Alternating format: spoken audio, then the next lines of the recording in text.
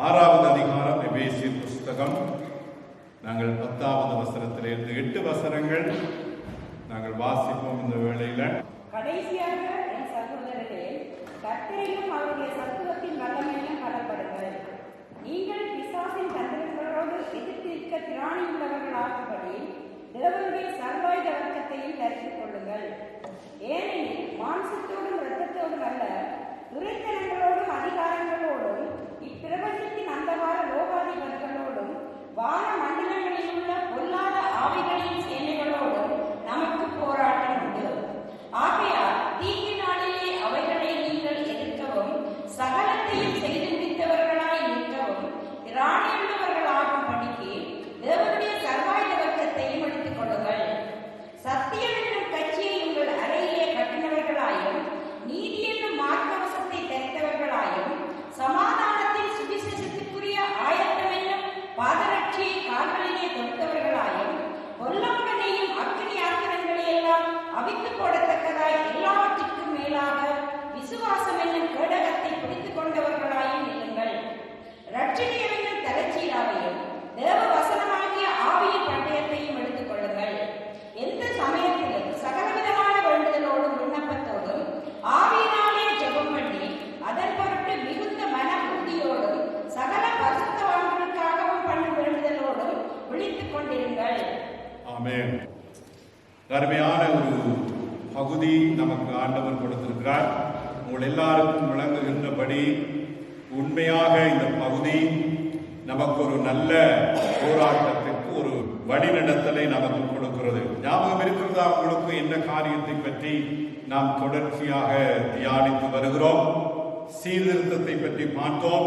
எழுப்புதலுக்கான கிரயம் ஜெபம் என்று பார்த்தோம் நம்முடைய தொடர் பிரசங்கத்திலே, இல்லையா? எழுப்புதலை கொடுக்கிறது ஆண்டவர். நம்முடைய வாழ்க்கையிலும் சபையிலும் மாற்றங்களை ஏற்படுத்துகிறது தேவன் மாத்திரம். ஆகவே அவரை நாம் ஒரு விசுவாசத்தோடு நம்பி இருக்க வேண்டும் என்று பார்க்கிறோம், இல்லையா? பரிசுத்த ஆவியை ஆண்டவர் கொடுத்திருக்கிறார். அவரால் நாம் நிரப்பப்பட்டுக் கொண்டே இருக்க வேண்டும் என்று நாங்கள் பார்த்தோம். அதற்கு தேவனோடு நமக்கு நல்ல உறவு இருக்க வேண்டும். அடுத்ததாக அவராலே பெற்ற அபிஷேகம்.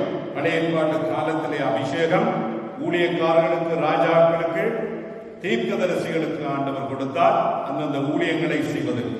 ஆனால் புதிய ஏற்பாட்டு காலத்திலே எல்லா விசுவாசிகளும் பரிசுத்த ஆவியை பெற்றிருக்கிறார்கள். அது மாத்திரமல்ல, அந்த பரிசுத்த ஆவியானவர் எங்களை என்ன செய்கிறார்? அபிஷேகித்திருக்கிறார். அந்த அபிஷேகம் எங்களுக்குள்ளே நிலைத்திருக்கிறது என்று நாங்கள் பார்த்தோம், இல்லையா? அடுத்த முறை பரிசுத்த ஆவியானவர் எந்த வகையிலே நமக்கு உதவி செய்கிறார் என்று நாங்கள் பார்த்தோம், இல்லையா? கடைசியாக என்னுடைய பிரசங்கத்திலே நாங்கள் பார்த்த காரியம், நாம் பலவானை முந்தி கட்டினால் ஒழிய அவனை ஜெயம் கொள்ள முடியாது. ஞாபகம் இருக்கிறதா? ஆண்டவர் நம்மோடு தன்னுடைய வார்த்தை மூலமாக பேசி பேசி உலகத்திலே காரியங்களை அவர் செய்து கொண்டு வருகிறார். ஆதியில இருந்தே அவர் வார்த்தையை மகிமைப்படுத்தி தன் வார்த்தை மூலமே சகலவற்றையும் கர்த்தர் செய்து கொண்டு வருகிறார். நாமும் இன்றைக்கு அவராலே அழைப்பு பெற்று ஒரு சபையாக அவருடைய பிள்ளைகளாக அந்த புத்திர சுவிகாரத்தை பெற்று இருப்பது ஒரு மிகவும் பாக்கியமான காரியம். அதைவிட பரிசுத்த ஆவி என்னும் பரலோக பரிசை பெற்றிருக்கிறவர்கள் யாரு? இந்த கிறிஸ்துவை விசுவாசிக்கிறவர். அல்லேலூயா.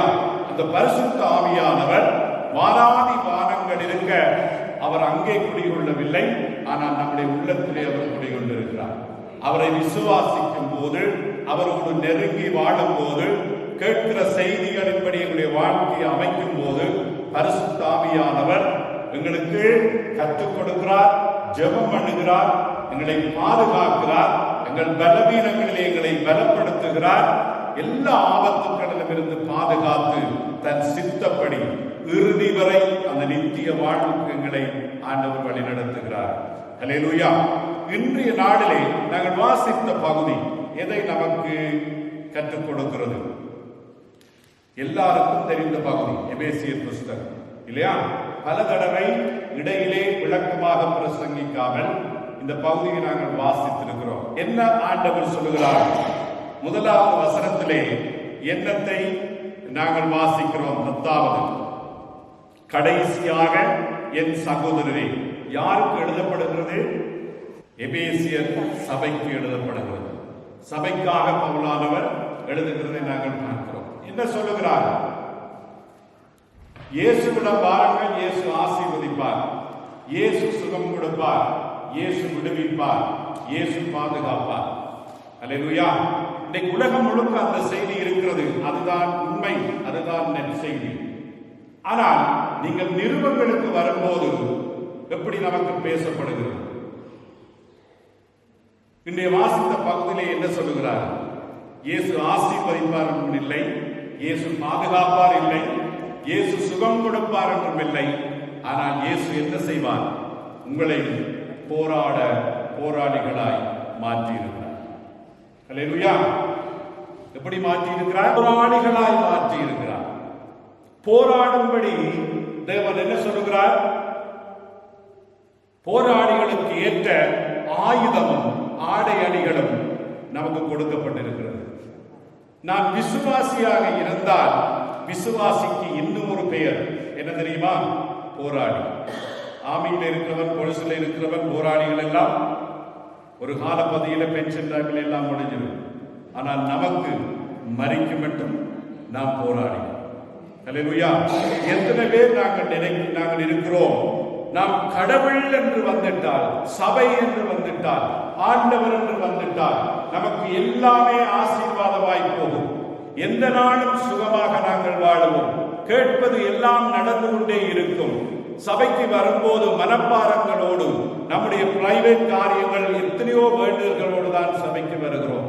ஆனால் கடவுள் சொல்லுகிறாரு, இவை எல்லாம் எனக்கு தெரியும், பேசாமல் இரு, நல்ல போராளியாய் நீ போராடு, பரிசுத்த ஆவியானவர் உனக்கு என்ன செய்வார்?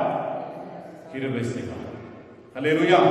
பாருங்க, அநேக விதமான போராட்டம் உண்டு என்று இயேசுவை நேசிக்கிற நாளிலிருந்து, இயேசுவை விசுவாசிக்கிற நாளிலிருந்து நாம் மண்ணுக்கு போகிற நாள் மட்டும் எங்களுக்கு போராட்டம். அல்லேலூயா. எப்படியான போராட்டங்கள் நம்முடைய வாழ்க்கையில வருகிறது?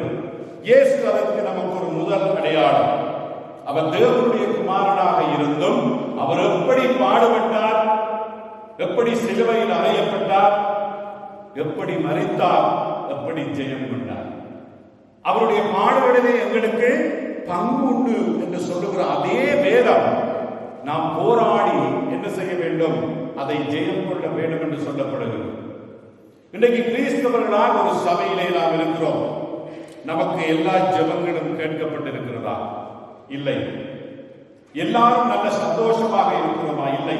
ஏதோ ஒரு வேண்டுதலாலே எங்களுடைய மனத்திலே சமாதான குறைவுகள் இருக்கிறது. அது ஒரு போராட்டம்.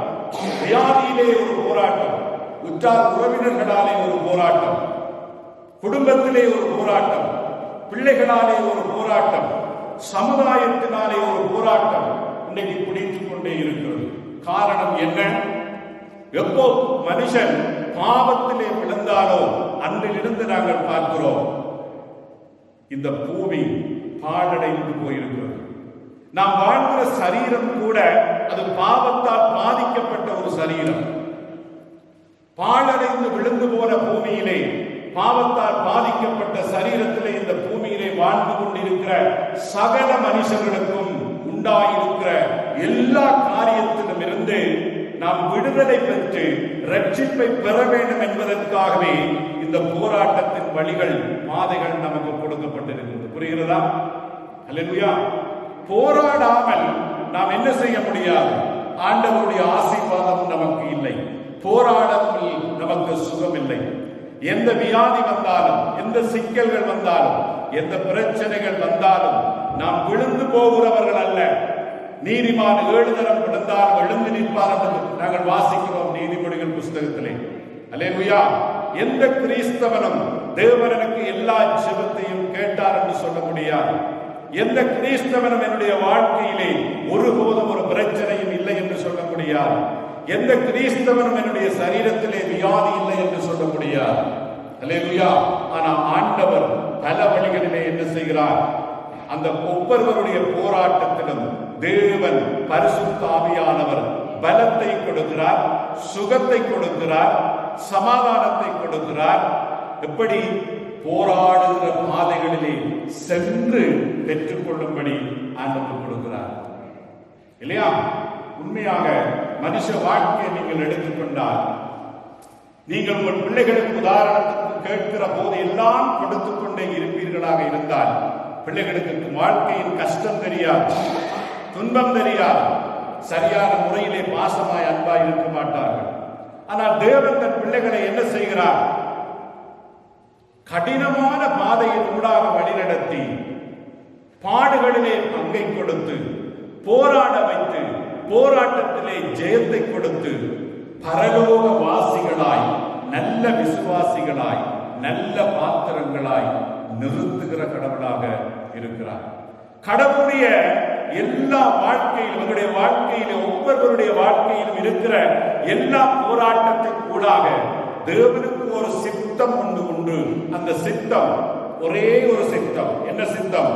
பரலோகத்திலே வாழ்வதற்கு ஏற்ற பாத்திரங்களாக எங்களை ஆண்டவர் வடிகட்டி சோதனையை கொடுத்து வேதனையினூடாக வழிநடத்தி அங்கே நிலைநிறுத்துகிறார்.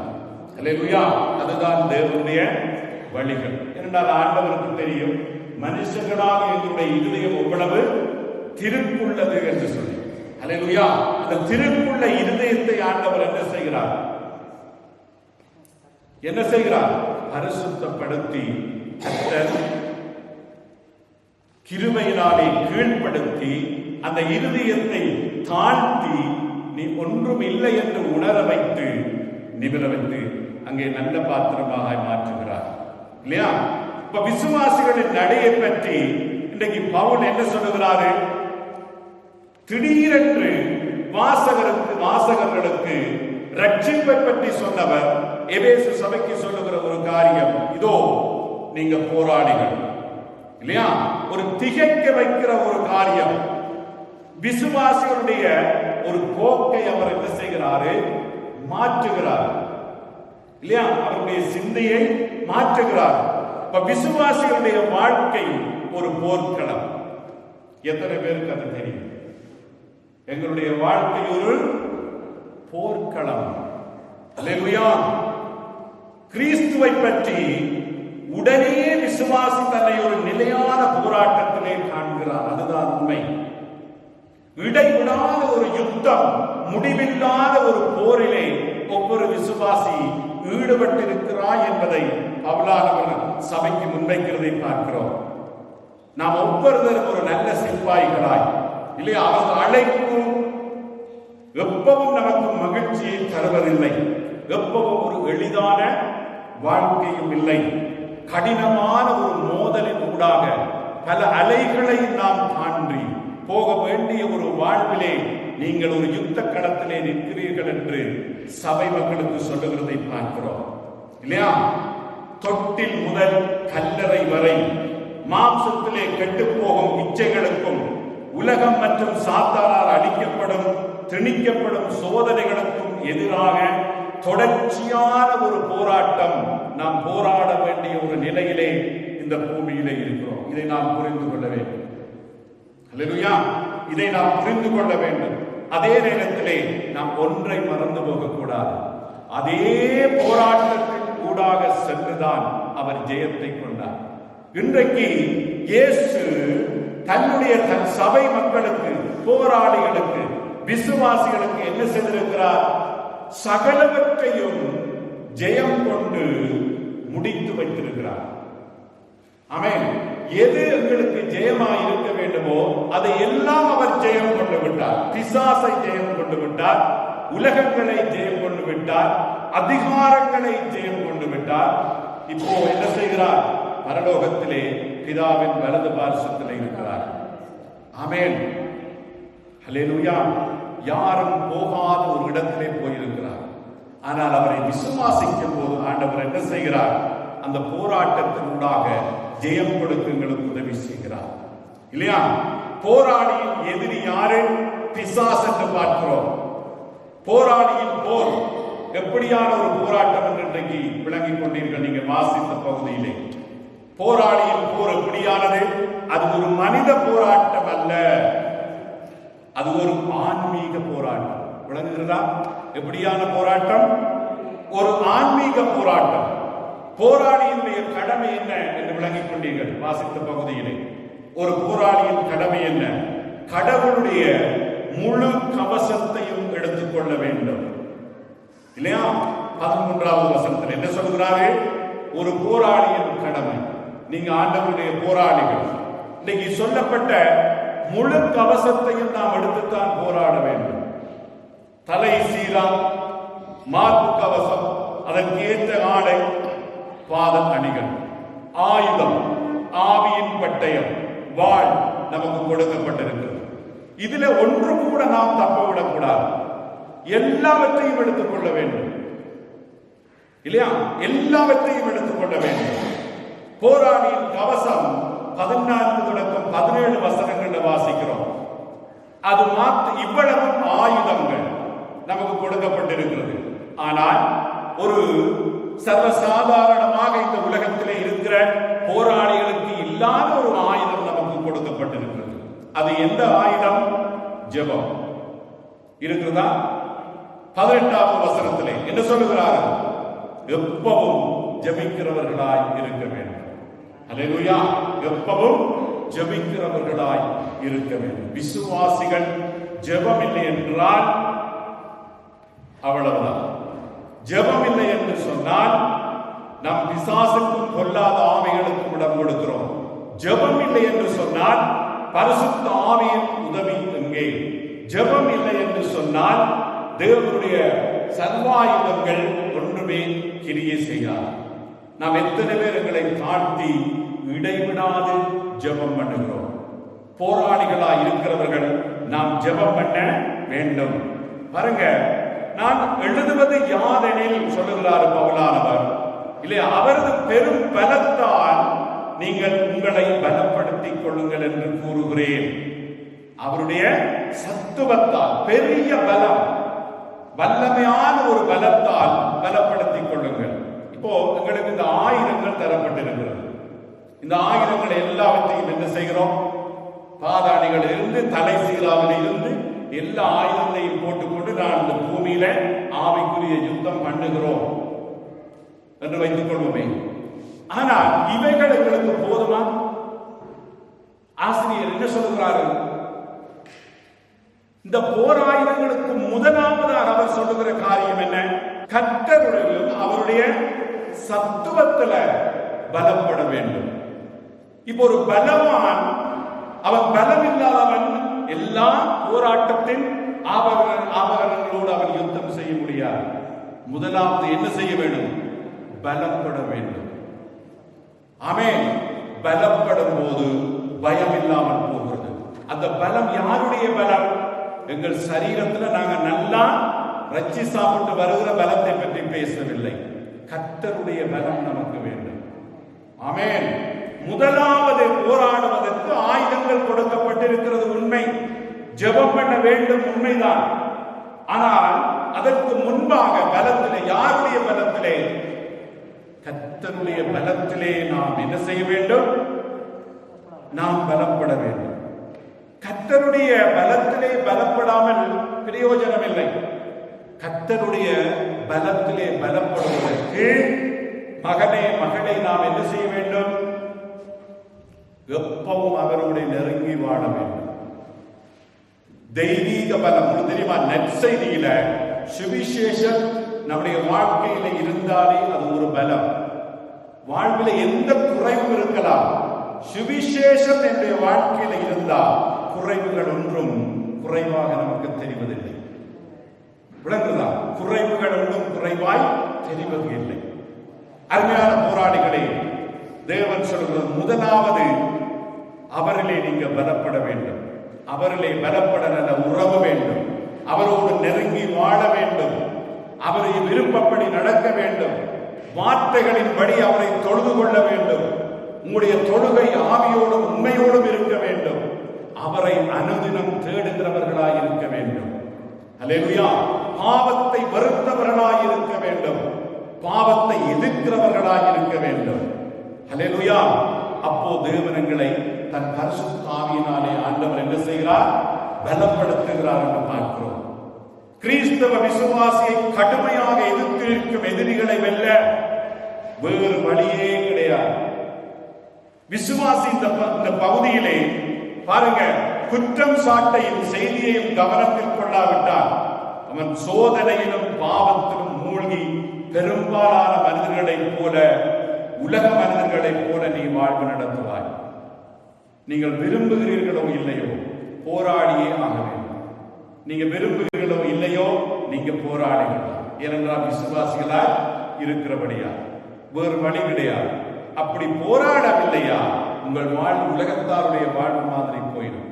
நீங்க மறிக்கும் போது உங்களுடைய எல்லாரையும் போல சரீரம் 6 அடி கிடங்குக்குள்ள போகும், இல்லாத கொண்டே எரிப்பார்கள். உங்களுடைய ஆவி எங்கே போகும்? அதை யோசித்து கண்டுபிடிங்க. அருமையானவர்களே, இந்த பகுதியிலே ஆண்டவர் சொல்லுவதை ஒரு விசுவாசியாகிய போராடி கவனிக்க வேண்டும். வாழ்க்கையின் பெரும் எதிரிகளை வெல்ல கடவுள் சொல்வதை நீங்கள் சரியாய் புரிந்து கொள்ள வேண்டும். ஆமென். சரியாய் புரிந்து கொள்ள வேண்டும். ஒரு விசுவாசி கர்த்தரிடம் அவருடைய வல்லமையிலும் பலப்படாத பட்சத்தில் மிகுதியான போராட்டத்தை போராட முடியாது, இல்லையா? ஆகவே என்ன செய்ய வேண்டும்? முதல் வல்லமையில நிரம்ப வேண்டும். இந்த வார்த்தைகள் ஒவ்வொன்றும் விசுவாசி வலிமையானவராகவும் அதிகாரத்தை உடையவராகவும் இருப்பதற்காக முழுமையான ஒரு அவசியத்தை அது வலியுறுத்துகிறது. தேவனுக்குள்ளே நீங்கள் பலப்பட வேண்டும். அல்லேலூயா. அருமையானவர்களே, இறைவனுடைய வல்லமையை நாங்கள் பெற்றுக்கொள்ளும் போது சரியாய் அந்த ஆயுதங்களை பாவிக்க முடியும். இறைவனுடைய வல்லமையை நாம் பெற்றுக்கொள்ள முடியாவிட்டால் அந்த ஆயுதத்தினாலே எங்கள் போராட்டம் தோல்வியை அடையும், இல்லையா? முக்கியமான ஒரு காரியத்தை கவனியுங்கள். பலம் அந்த மனித மாம்ச பலம் அல்ல, இந்த உலகத்திலே இருக்கிற பலம் அல்ல. ஆண்டவரிடம் காணப்படுகிற பலத்தை நாம் பெற்றுக்கொள்ள வேண்டும், இல்லையா? விசுவாசியுடைய பலத்துக்கு ஆதாரம் என்ன? இயேசுதான் ஆதாரம். அவர்தான் ஜெயம் கொண்டவர், அவர்தான் வல்லமையுடையவர், இல்லையா? அந்த வல்லமையை பரிசுத்த ஆவியானவர் நமக்கு கொடுக்கிறார். இந்த உலகத்தில் இருந்து அனைத்து சோதனைகள், மரணம் ஆகியவற்றை வெல்லும் ஒரு வலிமை ஆண்டவருடைய வல்லமைக்கு இருக்கிறது. அதை ஆண்டவர் செய்தார் என்று பார்க்கிறோம். வல்லமையால் உயிர்த்தெழுந்தார், வல்லமையால் பிசாசுகளை துரத்தினார், வல்லமையினாலே அவர் நீரின் மேல் நடந்தார், இல்லையா? இப்படி பல காரியங்களை பார்க்கிறோம். ஒன்றை புரிந்து கொள்ளுங்கள், உங்களுடைய பலத்தால் நீங்க போராட முடியாது, உங்கள் பலத்தால் போராட முடியாது, இல்லையா? அநேக சொந்த பலத்தாலே போராட முயற்சிக்கிறார்கள். ஆனால் அவர் என்ன சொல்றார்? முதலாவது கர்த்தரிடம் அவருடைய சத்துவத்தின் வல்லமையினாலும் பலத்தினாலும் நீங்க என்ன செய்ய வேண்டும்? பலப்பட வேண்டும், இல்லையா? அதாவது அவரது பெரும் பலத்தால் நீங்கள் உங்களை பலப்படுத்திக் கொள்ளுங்கள். அதற்கு பின்புதான் போராட்டத்தின் சகல ஆயுதங்களும் என்று பார்க்கிறோம். தேவ பலம் இல்லாமல் அவர்களை நாம் என்ன செய்ய முடியாது. அப்ப விசுவாசி கடவுளின் ஒரு கவசத்தை அணிய வேண்டும். விசுவாசி உங்களுக்குள் பலமாக வேண்டும். அவன் கடவுளின் கவசத்தை அணிய தயாராக வேண்டும். இது மாத்திரமல்ல, ஒரு முக்கியமான இன்னொரு காரியம் உண்டு. போராளிக்கு, ஒரு சிப்பாய்க்கு போராடும் இருதயம் வேண்டும். புரியுதா? போராடுகிற ஒரு இருதயம் நமக்கு வேண்டும். ஒரு போராளிக்கு எல்லாம் ஆயுதங்களை கொடுத்து சரியான முறையில் அவரை அனுப்புகிறோம். ஆனால் அவருக்கு போராட விருப்பம் இல்லை என்றால் என்ன நடக்கும்? ஒன்றுமில்லை. எத்தனை பேருக்கு போராட விருப்பம்? இயேசுவிடம் வந்தால் அப்படியே வாய்க்கால தண்ணி போகிற மாதிரி ஆசீர்வாதம் தான் வேண்டும் என்ற நோக்கம். சத்தியம் நமக்கு அப்படி போதிக்கவில்லை. ஆண்டவர் ஆசீர்வதிக்கிறார். முதலாவது ஆவிக்குரிய ஆசீர்வாதங்கள், ஆன்மீக ஆசீர்வாதங்கள். ஆன்மீக ஆசீர்வாதங்களை பெறுகிற எல்லா மனுஷருக்கும் ஆண்டவர் என்ன செய்கிறார்? பூமியின் தேவைகளை சந்தித்துக் கொண்டே இருக்கிறார். புரிகிறதா? எத்தனை பேருக்கு போராடும் இருதயம் உண்டு? அந்த இருதயம் உங்களுக்கு இல்லை என்றால் நீங்க ஒரு நல்ல போராடி இல்லை, இல்லையா? எந்த உள்ளத்தோடு நாம் போராடுகிறோம்? கடவுள் உங்கள் வாழ்க்கையில இன்றைக்கு அனுமதித்திருக்கிற போராட்டங்களை சிந்தித்து பாருங்கள். நான் எந்த உள்ளத்தோட அந்த போராட்டத்தில் போராடி கொண்டிருக்கிறேன்? முறுமுறுத்தா இல்லை, ஆண்டவரே நீர் எனக்கு ஜெயம் கொடுப்பீர் என்ற நல்ல உள்ளத்தோடு போராடுகிறோம். கர்த்தர் அதை பார்க்கிறார். அல்லேலூயா. தேவன் அதை பார்க்கிறார். ஒவ்வொருவருடைய வாழ்க்கையிலும் ஒவ்வொருவருடைய வாழ்க்கையை ஒவ்வொரு வித்தியாசமான பாத்திரங்களாய் ஆண்டவர் அழைத்திருக்கிறார். விளங்குறதா? ஆகவே உங்களுடைய வாழ்க்கையில் இருக்கிற எல்லா போராட்டங்களையும் அது நன்மைக்கென்று நல்ல இருதயத்தோடு நாம் ஏற்றுக்கொண்டு அவர் ஒருபோதும் கைவிடுவதில்லை என்ற ஒரு நிச்சயத்தோடு நாம் என்ன செய்ய வேண்டும்? போராட வேண்டும். அல்லேலூயா. உங்களுக்கு தெரியுமா, உங்களுடைய வாழ்க்கையில தேவன் அறியாமல் ஒரு சிறு காரியம் கூட அனுமதிக்கப்படுவதில்லை. ஆண்டவர் அந்த அளவுக்கு பரிசுத்த ஆவியானவருடைய வாழ்க்கையிலே உங்களோடு கூடி கொண்டிருக்கிறார். ஆமென். உங்களுடைய வாழ்க்கையிலே தேவன் வைத்திருக்கிற ஒவ்வொரு பாரத்தையும் எந்த உள்ளத்தோடு நான் ஏற்றுக்கொண்டு போராடுகிறேன் என்பதை இன்றைக்கு உங்களுக்குள்ளே வாசமாயிருக்கிற பரிசுத்த ஆவியானவர் அவதானித்துக் கொண்டிருக்கிறார். அல்லேலூயா. நல்ல இதயத்தோடு போராடுகிறோமா? என் பாரங்களை சந்தோஷமாய் ஏற்றுக்கொண்டிருக்கின்றேனா? அந்த பாரத்தை ஏற்றுக்கொண்டு ஆண்டவரை தேவன் தந்த எல்லா ஆயுத வர்க்கத்தை எடுத்து ஜெபத்தோட கர்த்தரே நான் ஜெயம் கொள்வேன் என்று எத்தனை பேர் பாடிக்கொண்டிருக்கிறோம்? இதைத்தான் கர்த்தர் பார்க்கிறார். அன்பர்களே, அல்லேலூயா. போராடும் இருதயம் நமக்கு மிக முக்கியம். ஒரு விசுவாசி கடவுளின் கவசத்தை அணிந்து கொண்டு வாழ்க்கையின் எதிரிகளுக்கு எதிராக போரிட தொடங்குவதற்கு முன்பாக கர்த்தரில் அவன் பலப்படும் போது தேவன் நல்ல இருதயத்தை கொடுக்கிறார், இல்லையா? ஒன்றையும் விட்டுடாதீங்க. முழு கவசத்தையும் நீங்க என்ன செய்ய வேண்டும்? அணிந்து கொள்ள வேண்டும். அல்லேலூயா. பாருங்க, இந்த போராட்டத்திலே சாத்தான் ஆன்மீக போர் ஒன்று நமக்கு நடந்து கொண்டிருக்கிறது. இந்த கிறிஸ்தவ போராடி, ஒரு கிறிஸ்தவ சிப்பாயின் எதிரி பிசாசாக இருக்கிறார். அவருடைய உத்திகள் எப்படி இருக்கிறது? வஞ்சகம், தந்திரம், இல்லையா? சோதனைகள், எங்களுக்கு எதிராக காரியங்களை விளைய வைக்கிறது, விசுவாசிகளை ஏமாற்றுவது, ஜெபங்களை தடுப்பது, ஆசை காட்டுவது. விளங்குறதா? கண்ணுக்கு குளிர்ச்சியான பொருட்களையும் காரியங்களையும் காண்பிப்பது, உங்களுடைய நேரங்களை திருடுவது, நீங்க கடவுளுக்கு கொடுக்கும் நேரங்களை எப்படியாவது திருடி அவன் நீங்க செய்யும் காரியங்கள் சரிதான் என்று சொல்ல வைக்கிற ஒரு தந்திரமான ஈர்க்கும் காரியங்கள், பிசாசு போடுகிற காரியங்கள். விளங்குறதா? எத்தனை பேருக்கு ஆசை இருக்கு? நல்லா சாப்பிட வேண்டும், நல்லா குடிக்க வேண்டும், நல்லா என்ஜாய் பண்ண வேண்டும், வாழ்வில் இருக்கு மட்டும் நல்லா அனுபவி, ராஜா அனுபவி என்று அனுபவிக்க வேண்டும். இருக்கிறதா? அது பிசாசின் சிந்தை. ஹல்லேலூயா. அது பிசாசின் சிந்தை. உடலை கவர்ச்சியாக வைத்துக் கொள்ள வேண்டும், கவர்ச்சியாக உடுத்த வேண்டும், உடைமைகள் தேட வேண்டும், ஆடை, நிலம், சொத்துக்கள் சேர்க்க வேண்டும். இவ்வளவும் சாத்தான் போடுகிற, தன்னிடமிருந்து உங்களை விலக்குகிற காரியம். உங்களுக்கு தெரியும், இவ்வளவு காரியங்கள் எதையும் நாம் கொண்டு போக முடியாது. அவைகள் எங்களை ரட்சிப்பதும் இல்லை, இல்லையா?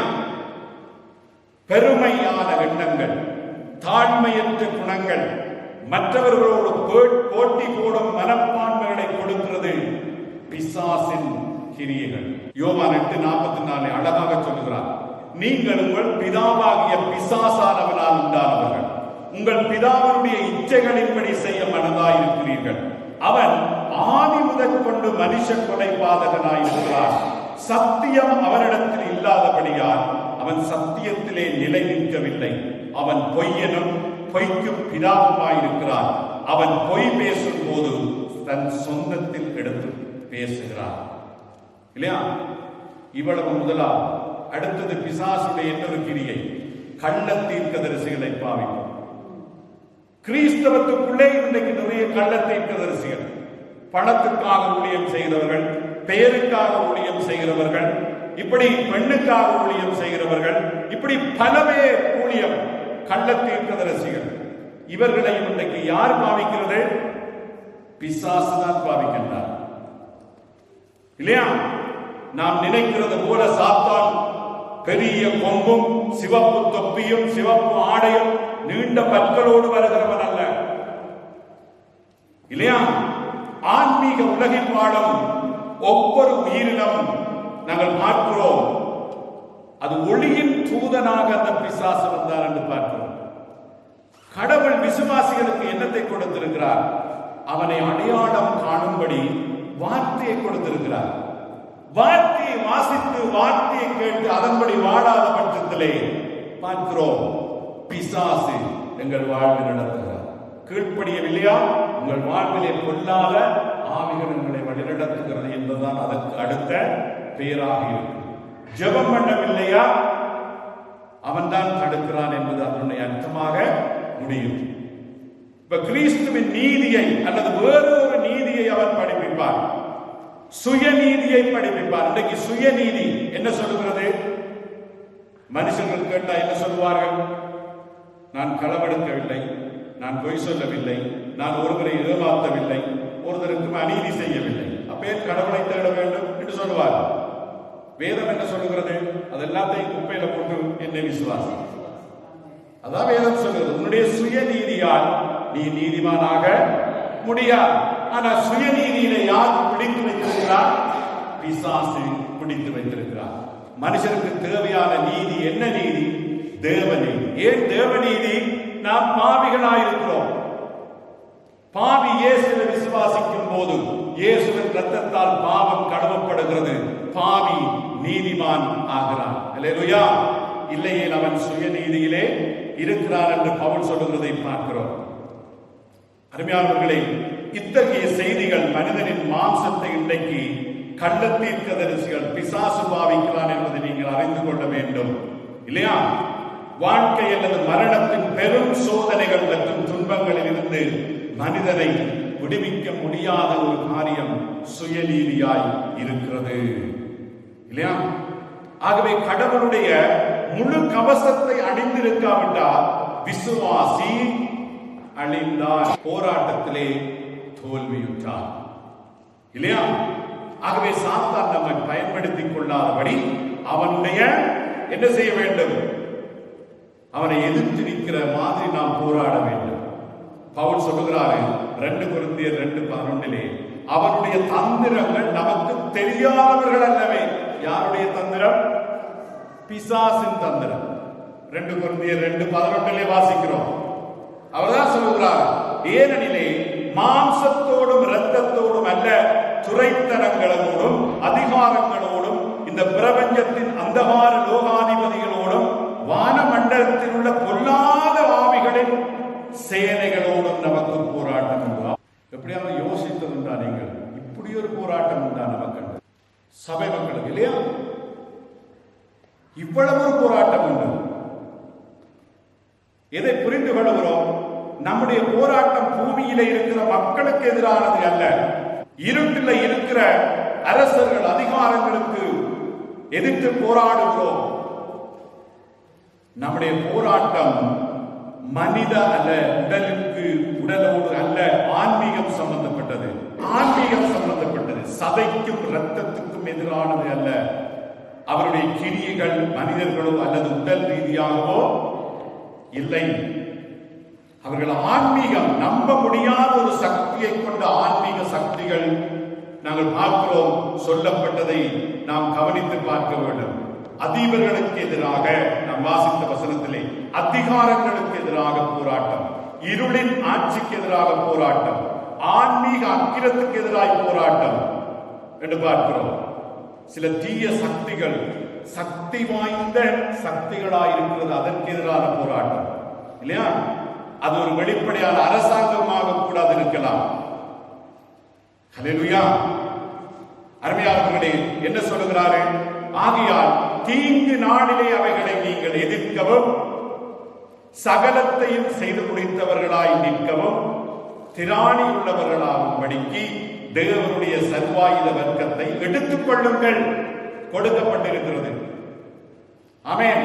என்ன செய்ய வேண்டும்? எடுத்துக்கொள்ள வேண்டும். எத்தனை பேர் எடுத்து வைத்திருக்கிறோம்? ஆன்மீக போர் உங்களுடைய கடமை என்று எத்தனை விசுவாசிகள் நாம் விளங்கிக் கொண்டிருக்கிறோம்? ஆன்மீக போர் எங்களுடைய ஒரு கடமை. எல்லா கவசத்தையும் எடுத்துக் கொள்வது ஒரு கடமை. இது ஒரு வலியுறுத்தல். எல்லாவற்றையும் எடுத்துக் கொள்ளுங்கள் என்று வலியுறுத்தப்படுகிறது. இது ஒரு முழுமையான கவசம். எல்லாம் தேவை. எதற்கு எல்லாம் தேவை? தீய நாள் ஒன்று வருகிறது. எப்படியான நாள்? தீய நாள் ஒன்று வருகிறது. அந்த தீய நாள் எதை குறிக்கிறது? அந்த தீய நாள் எதை குறிக்கிறது? ஒரு விரிவுரையாளர் எழுதுகிறார், இன்றைய திகதியை அது குறிக்கிறது. இந்த உலகத்திலே இன்றைக்கு உங்களுக்கு இருக்கும் தாக்குதல்களை அது குறிக்கிறது. அதான் சொல்லுகிறார் எபேசியர் 5:16, நாட்கள் பொல்லாதவைகளாயிருக்கிறது. நாட்கள் எப்படி இருக்கிறது? பொல்லாதவைகளாயிருக்கிறது.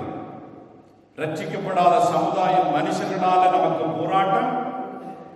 இன்னைக்கு பவுலானவர் சொல்லுகிற வானமண்டலத்தில் உள்ள பொல்லாத ஆவிகளாலே நமக்கு போராட்டம்.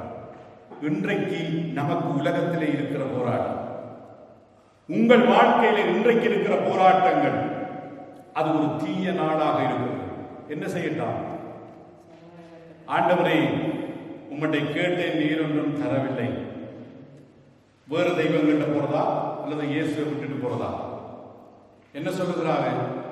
போராட்டம். இது எந்த நாளை குறிக்கிறது? எந்த நேரத்திலும் இன்றைக்கு எங்களை மூழ்கிக் கொண்டிருக்கும் சோதனைகள் இவைகளை குறிக்கிறது. இன்றைக்கு நாம் எந்த சோதனையிலே இருக்கிறோம்? எந்த வேதனைகளிலே, எந்த வியாதிகளிலே இருக்கிறோம்? எந்த பிரச்சனைகளிலே இருக்கிறோம்? அவ்வளவும் அதை எதிர்த்து நாங்கள் போராடுகிறோம். வழக்கத்திற்கு மாறாக சோதனை மற்றும் சோதனையின் நாளை குறிக்கிறது என்று சொன்னால், நமக்கு எதிராக வீசப்படும் ஒரு சிறப்பு தாக்குதல், தீமையின் ஒரு சரமாரியாக தீமைக்கு மேல் தீமை நம்மே பொழியப்பட்டுக் கொண்டே இருக்கிற ஒரு தன்மை, ஒரு வாழ்க்கை. தீமையின் நாளை நாம் எதிர்கொள்ள வேண்டும். ஆனால் நாம் நம் கடமைகளை செய்தாலன்றி, நாம் கீழ்ப்படிந்து நம்மை தயார்படுத்திக் கொள்ளாத வரை, நாம் கடவுளின் முழு கவசத்தையும் எடுத்துக் கொள்ளாத வரை போராட்டத்தை தாங்க முடியாது. ஒரு கவசத்தோட போராட முடியாது. எல்லாவற்றையும் எடுத்துக் கொள்ள வேண்டும். இரவு கழிந்து பகல் சமீபமாய் இருக்கிறது. ஆகையால் இருளின் கிரியைகளை விலக்கிவிட்டு ஒளியின் கவசத்தை அணிந்து கொள்வோம் என்று 11:12 வாசிக்கிறோம். 2 கொரிந்தியர் 10:4, எங்களுடைய போராயுதங்கள் மாம்சத்துக்கு ஏற்றவைகளாய் இராமல் அரண்களை நிர்மூலமாக்குவதற்கு தேவ பலம் உள்ளவைகளாய் இருக்கிறது. 2 கொரிந்தியர் 10:4 நாங்கள் வாசிக்கிறோம். ஹல்லேலூயா. 14வது வசனத்தில் என்ன சொல்லுகிறார்? சத்தியம் என்னும் கச்சையை உங்கள் அறையில் கட்டினவர்களாயும், நீதி என்னும் மார்க்கவசத்தை தரித்தவர்களாயும். எது சத்தியம்? பைபிள் வார்த்தைகள் சத்தியம். இவைகளின்படி நாம் என்ன செய்ய வேண்டும்? வாழ வேண்டும், நடக்க வேண்டும். வாழவில்லை, நடக்கவில்லை. வசனம் சொல்லுகிற ஒன்று என் வாழ்க்கை ஒன்றாக இருந்தால் சத்தியம் என் கட்சியாய் இருப்பதில்லை. என் போராட்டம் ஜெயத்தை கொடுப்பதில்லை. நீதி என்னும் மார்க்கவசம், நீதியை விரும்ப வேண்டும், நீதிக்காய் போராட வேண்டும், நீதியின்படி நாம் வாழ வேண்டும், அநீதியை நாம் வெறுக்க வேண்டும். சமாதானத்தின் சுவிசேஷம் 15வது வசனத்திலே பார்க்கிறோம். ஆயத்தம் என்னும் பாதரட்சை எது? சுவிசேஷம். எங்க போனாலும் எங்கேயும் நற்செய்தியை சுமந்து போகிற நடமாடும் ஆலயமாக நாம் இருக்க வேண்டும். அல்லேலூயா. 16வது வசனம், பொல்லாங்கன் எய்யும் அக்கினியாஸ்திரங்களையும். எப்படி பொல்லாங்கன் எய்கிறானா? அக்கினியாஸ்திரங்கள் அப்படியே நெருப்பாய் வந்து விடும், பல தீமைகளை உண்டாக்கும். விசுவாசம் என்னும் கேடகத்தை பிடித்துக் கொண்டிருக்க வேண்டும். 17 இரட்சண்யம் என்னும் தலை சீரார். திரும்பமாக சொல்லுகிறார், தேவ வசனமாகிய ஆவியின் பட்டயம். ஒரு வாள், பட்டயம் என்றால் வாள் இல்ல, ஆவியின் பட்டயம். அது எப்பவும் நம்முடைய கரத்திலே இருக்க வேண்டும். ஆன்மீக போராட்டம் இந்த 14 தொடக்கம் 17 வசனங்களில் நாங்கள் பார்க்கிறோம். என்னத்தை சொல்லுகிறாரு? சபைக்கு எழுதும் பவுல் எங்கே இருந்து எழுதுகிறார்?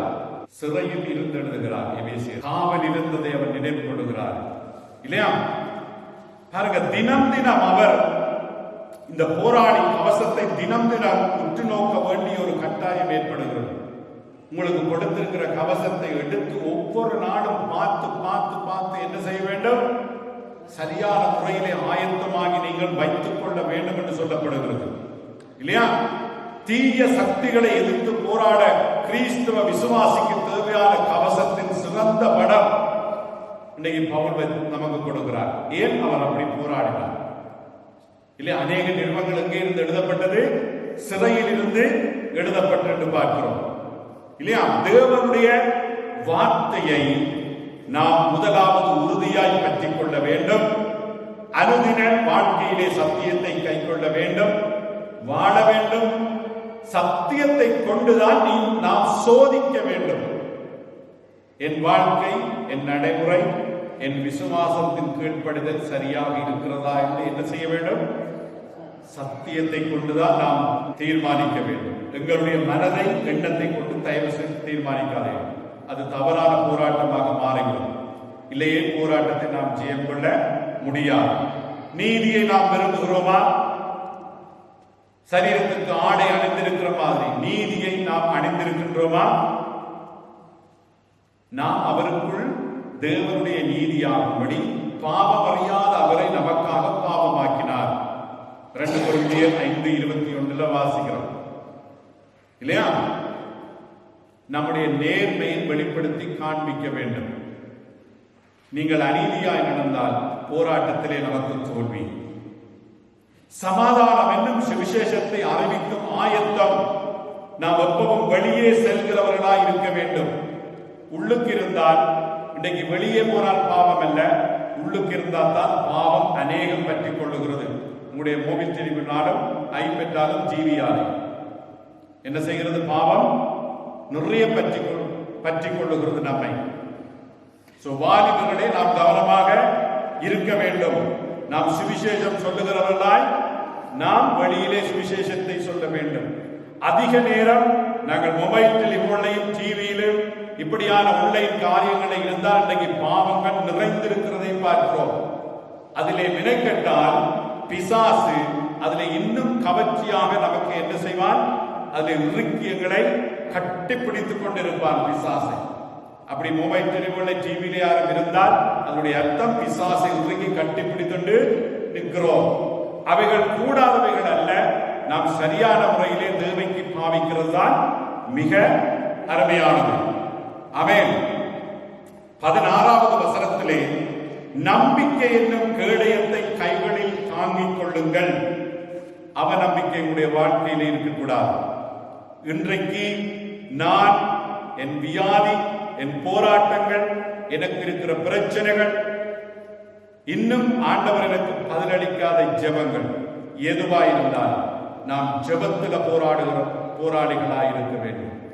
அல்லேலூயா. நல்ல இதயத்தோடு போராட வேண்டும். நினைத்துக் கொள்ளுங்கள், நாம் போராட்டத்தில் இருக்கிறோம். நான் ஒரு போராளி. ஆமென். அதிலே நான் ஜெயம் கொள்ள வேண்டும். ஆண்டவரே, உம் பலம் எனக்கு முதலாவது வேண்டும். ஹல்லேலூயா.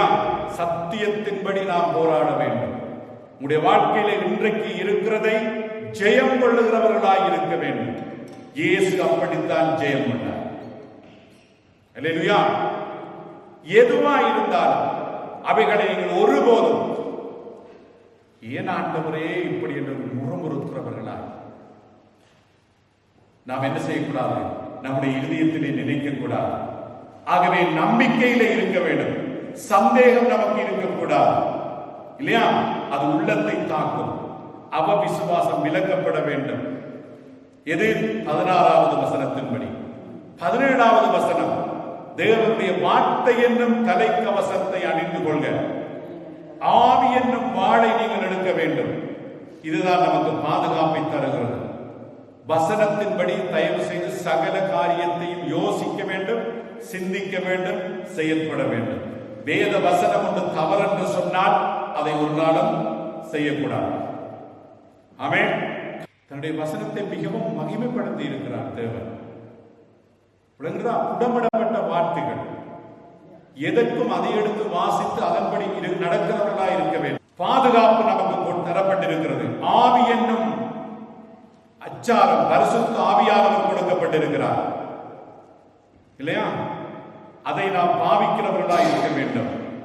பிரார்த்தனை, ஆன்மீக போர், இது ஒரு ஆயுதமாக குறிப்பிடப்படவில்லை. எப்பொழுதும் ஆவிக்குள் பிரார்த்தனை செய்யுங்கள். எல்லா வகையான பிரார்த்தனைகளையும் செய்து உங்களுக்கு தேவையான அனைத்தையும் கேளுங்கள். அதான் 18வது வசனம். நான் விளக்கமாக வாசிக்கிறேன். ஒருபோதும் மனம் தளராதீர்கள், எப்பொழுதும் தேவனுடைய எல்லா பிள்ளைகளுக்காகவும் பிரார்த்தனை செய்யுங்கள். இதான் அதில் உண்மையான அர்த்தம். இருக்கிறதா? பொது மொழிபெயர்ப்பின்படி வேறு ஏதாவது நம்முடைய இயற்கைக்கு அப்பாற்பட்ட ஏற்பாடுகள், அது ஜெப ஆவி. நீங்க போராடியா கண்களை மூடி சிந்தித்து பாருங்கள். என்னுடைய ஜெப வாழ்க்கை எப்படி இருக்கிறது? என்னுடைய ஜெப வாழ்க்கை எப்படி இருக்கிறது? ஜெபிக்கிறீர்களா? நீங்க நல்ல ஒரு போராடி. ஆண்டவர் வல்லமே தந்து உங்களை ஜெயம் கொள்ள வைப்பார். ஜெபிக்கவில்லையா? ஜெபம் பண்ண தொடங்குங்கள். கொஞ்சம் ஜெபிக்கிறீர்களா? நிறைய ஜெபம் பண்ணுங்கள். இயேசுவின் நாமத்தில் விசுவாசத்தோடு ஜெபம் பண்ணுங்கள், இல்லையா? அதுதான் மிக சிறந்தது. ஹல்லேலூயா. நீங்கள் ஜெபிக்க வேண்டும். எப்பொழுதும் ஜெபிக்க வேண்டும், எப்பொழுதும் ஜெபிக்க வேண்டும். ஜெபிக்காவிட்டால் நமக்கு பாதுகாப்பு இல்லை. ஜெபம் தேவையான உறுதியையும் நம்பிக்கையும் விசுவாசத்தையும் ஜெபித்து பாருங்கள். என்ன சொல்றார்? கேளுங்கள், உங்களுக்கு கொடுக்கப்படும். தட்டுங்கள், தட்டுங்கள், அப்பொழுது உங்களுக்கு திறக்கப்படும். எப்படி ஜெபிக்கிறது? ஆவியில, பரிசுத்த ஆவியிலே நிறைந்து நாம் ஜெபம் பண்ண வேண்டும், இல்லையா? ஒரே உயிருள்ள மற்றும் உண்மையான கடவுளின் ஆவி பரிசுத்த ஆவியானவர். நம்முடைய பலவீனங்களுக்கு அவர் உதவுகிறார். நாம் அவரிடம் ஜெபிக்கிறவர்களாய் இருக்க வேண்டும். தூங்குகிறவர்களாய் நாம் இருக்கக்கூடாது. எப்பொழுதும் விழித்திருந்து ஜெபிக்கிறவர்களாய் நாம் இருக்க வேண்டும். ஆமென். சோதனைக்கு உட்படாதபடி நாம் விழித்திருந்து ஜெபிக்கிறவர்களாய் இருக்க வேண்டும். ஜெபிக்கிறீர்களா? அப்ப நான் நல்ல போராடி என்று நினைத்துக் கொள்ளுங்கள். ஜெபிக்கவில்லையா? ஜெபம் பண்ணுங்கள். குறைவா ஜெபமா, தடைகளா? ஜெபத்துக்கு என்ற ஒரு நேரத்தை ஒதுக்க பாருங்கள். இதுதான் கடவுளுடைய வழி. மாம்ச வழிகளையும் சொந்த வழிகளையும் விட்டு விலகி தேவனுடைய வழிகளிலே தேவனுடைய சத்துவத்தை பெற்று தேவனுடைய கவசத்தையும் சர்வாயுத வர்க்கங்களையும் பெற்று நாம் எல்லா கவசத்தோடும் நாம் நல்ல போராளியாய் ஜெபத்துடன் போராடுங்கள். இன்றைக்கு நீங்கள் இருக்கிற போராட்டத்திலே, அந்த போராட்டத்திலே தேவன் நமக்கு வெற்றியை தருவார். அல்லேலூயா. இதுதான் வழி. தேவனுக்கு எதிராய் முறுமுறுக்காதீர்கள். தேவன் ஒருபோதும் நமக்கு தீமையானதை தருவது அல்ல, வெட்கப்பட விடுவது அல்ல. அவர் ஒரு தகப்பன் என்பதை நீங்கள் அறிவீர்கள். தகப்பனுக்கு நன்றாக தெரியும் தன் பிள்ளைகளுக்கு எது முக்கியமானது, எது முக்கியமற்றது. தன் பிள்ளைகளுடைய எந்த குணாதிசயத்தை தான் மாற்ற வேண்டும், எதை மாற்ற தேவையில்லை என்பது பெற்ற தகப்பனுக்கு தெரியும். ஆகவே எங்களுடைய வாழ்க்கையிலே செய்கிறது, நடக்கிறது, அவர் அனுமதிக்கிறது சகலதும் நன்மைக்கு மாத்திரம்தான். அல்லேலூயா. நன்மைக்கு மாத்திரம்தான். அவர் தீமை செய்கிற ஒரு தேவன் அல்ல. தன்னுடைய ஒரே பேரான குமாரன் என்றும் பாராமல் இந்த பூமிக்கு அவரை அனுப்பி அவரை பலியாய் எங்களுக்காய் கொடுத்த பிதாவானவர் நம்மை ஒருபோதும் வெட்கப்பட விடுவது இல்லை. அல்லேலூயா. தீர்மானித்துக் கொள்ளுங்கள். என் வாழ்க்கையில இன்றைக்கு நான் இருக்கிற நிலை தேவன் அறியாம இல்லை. ஆண்டவரே, இன்றைக்கு நான் தொடர்ந்து சரியான முறையில் போராட நீர் என்னோடு பேசி இருக்கிற தயவுக்காய் சோஸ்திரம். நல்ல போராளியாய் தேவன் உங்களை மாற்றுவார். ஆமென்.